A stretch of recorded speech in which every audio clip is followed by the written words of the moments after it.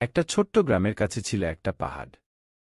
পাহাড়টা ছিল নিশ্চল, বছরের পর বছর সূর্যের তাপে আর ঝড়ের থাবায় নিজেকে শক্ত করে নিয়েছিল। কিন্তু একদিন পাহাড়ের গায়ে একটা বীজ পড়ে গেল। বীজটা ছিল ছোট্ট, কিন্তু জীবন শক্তি তার অপার।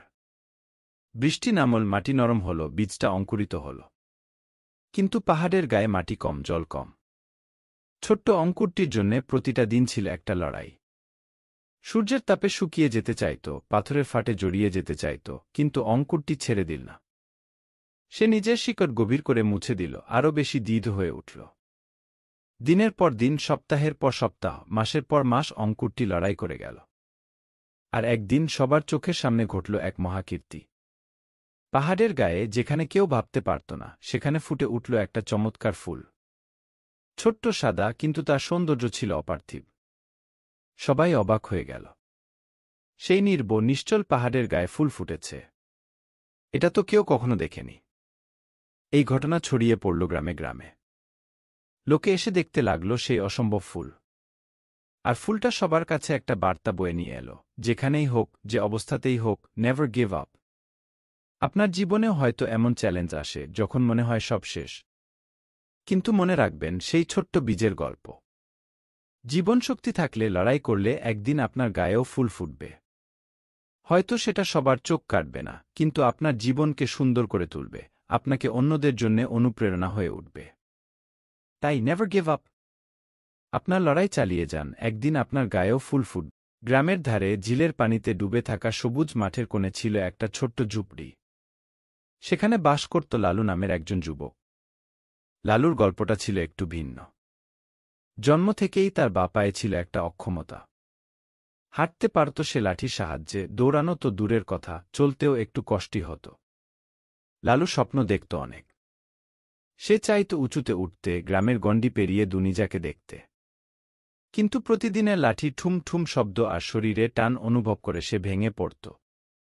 মানুষের চোখে তার অক্ষমতাকে, তার সীমাবদ্ধতাকে দেখত সে। নিজেকেই মনে হতো একটা অচলা পাথর, যার কোনো গতি নেই, কোনো গন্তব্য নেই। একদিন লালু গ্রামের পুকুরে মাছ ধরার জন্য গিয়েছিল। সেখানে দেখল একটা শিশু পানিতে পড়ে গেছে। সে চিৎকার করে ডাকছে, কিন্তু আর কেউ নেই। লালুর হাত পা কেঁপে গেল। সে জানত তার চলার গতি ঠিক সময়ে শিশুকে উদ্ধার করতে পারবে না। কিন্তু ভাবতে পারল না। সে লাঠি ফেলে দিয়ে পানিতে ঝাঁপিয়ে পড়ল। কষ্ট করে শিশুকে ধরে ফিরিয়ে আনল। খবরটা গ্রামে ছড়িয়ে পড়ল। সবাই লালুর সাহসের প্রশংসা করতে লাগল। প্রথমবার কেউ তার অক্ষমতাকে দেখেনি, দেখেছে শুধু তার সাহস, তার দায়িত্ববোধ। লালুও নিজেকে নতুন করে দেখতে শুরু করল। সে বুঝল তার একটা পা অক্ষম হতে পারে, কিন্তু তার মন, তার স্বপ্ন তো অক্ষম নয়। সে আবার নতুন উদ্যমে স্বপ্ন দেখতে লাগল, দুপা না হলেও দুহাতের ঠেলায় আগতে চলা স্বপ্ন দেখতে লাগল। দিনের পর দিন লালু চেষ্টা করল। কাজ শিখল, ছোট ব্যবসা শুরু করল। তার লাঠির ঠুম ঠুম শব্দ আর কেউ শোনে না। এখন শোনা যায় তার ব্যবসার গাড়ির চক্র সঞ্চালনের শব্দ, উচ্চাঙ্গ সাফল্যের গল্প।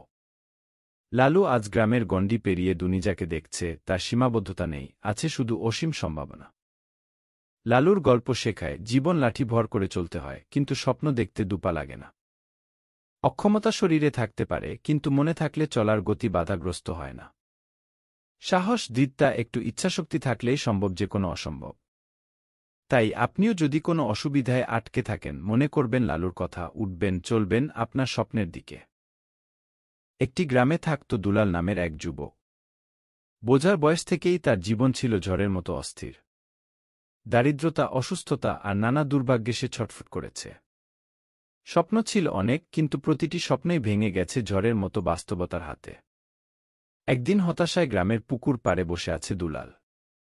মনে মনে কাঁদছে সে তার অভাগ্য জীবনের জন্য। ঠিক সেই সময় এক বুড়ো লোক এসে তার পাশে বসে। দুলালের মন খারাপ দেখে কিছু জিজ্ঞেস করল বুড়ো লোক।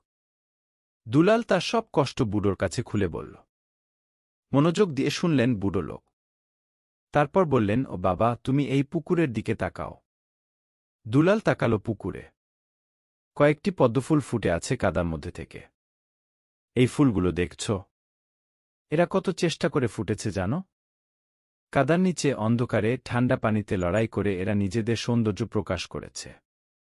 জীবনও ঠিক এমনই দুলাল।